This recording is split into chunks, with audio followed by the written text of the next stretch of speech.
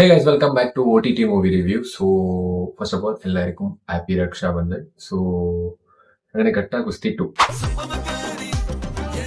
Cinema കണ്ടിരിക്കുകയാണ്. സിനിമയിൽ വിഷ്ണു വിശാൽ പിന്നെ ഐശ്വര്യ ലക്ഷ്മിയാണ് പ്രധാന വേഷത്തിലെത്തുന്നത്. സോ, സിനിമയെ കുറിച്ചിട്ട് പറയുകയാണെങ്കിൽ എനിക്ക് ഈ സിനിമ അത്ര ഒരു ഇഷ്ടപ്പെട്ടിട്ട്, അതായത് ഒരു ആദ്യത്തെ സിനിമയുടെ അത്ര ഒരു ഇൻട്രസ്റ്റിംഗ് ആയിട്ട് ഒരു കോമഡി ആയിട്ടൊന്ന് ഫീൽ ചെയ്തിട്ട്, ഒരു കോമഡി കൂടി ഭയങ്കര ബോറായിട്ടുണ്ടായി. ഒരു അത്രയ്ക്ക് ഒരു ഫീൽ ചെയ്ത പോലെ തോന്നിയിട്ട കോമഡി ഒക്കെ ഭയങ്കര ബോറടി ആയ പോലെ തോന്നിയിട്ടുണ്ടായി.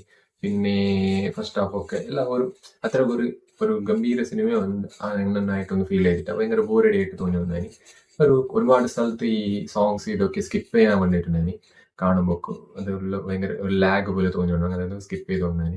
പിന്നെ ഒരു കംപ്ലീറ്റ് സ്റ്റോറി ഒന്നും ഇല്ല സെക്കൻഡ് പാർട്ടിൽ. ആദ്യത്തെ പാട്ടിന്റെ പോലെ അത്രക്കൊരു ഇഷ്ടപ്പെട്ടിട്ട് എനിക്ക് സെക്കൻഡ് പാർട്ട് വെറുതെ ഒരു ഹിറ്റിന് വേണ്ടി ചെയ്തതുപോലെ തോന്നിയ പോലെ ആയിരുന്നു എനിക്ക് സെക്കൻഡ് പാർട്ട്. പെർഫോമൻസ് എല്ലാം നന്നായിട്ട് ചെയ്തിട്ടുണ്ട് അവർ കൊടുത്ത ക്യാരക്ടറിനെ. പക്ഷേ ആദ്യത്തെ പാട്ടിന്റെ പോലെ സെക്കൻഡ് പാർട്ട് വന്നിട്ട ഭയങ്കര അതേ സെയിം കൺക്ലൂഷൻ പോലെ തോന്നിയുണ്ടായി.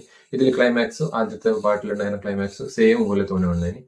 പിന്നെ പറയണമെങ്കിൽ മ്യൂസിക് ആയാലും ഭയങ്കര ഒരു ബോർ പോലെ തോന്നുന്നുണ്ട്. ഒരു എൻറ്റയർലി ഒരു ബോർ സിനിമ പോലെ ഫീൽ ചെയ്ത പോലെ ഉണ്ടായി ഘട്ട കുസ്തി 2.